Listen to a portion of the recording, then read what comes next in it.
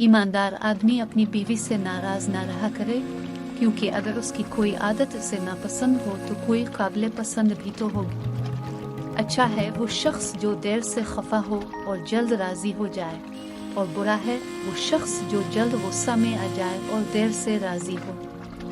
गुस्सा एक खंजर है जो इंसान अपने ही दिल में घोंप देता है। दूसरे की खता पर खुद को सजा देने का नाम है गुस्सा।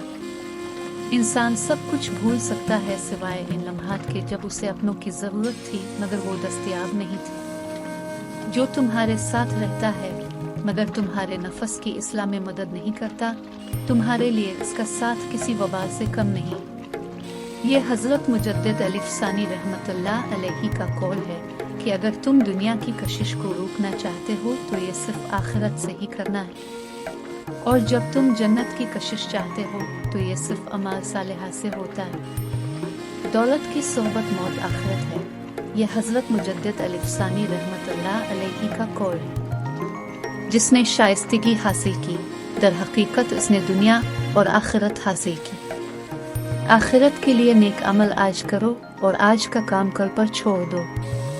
बेशक जो लोग दुनिया में मालदार हैं वो आखिरत में भिखारी होंगे।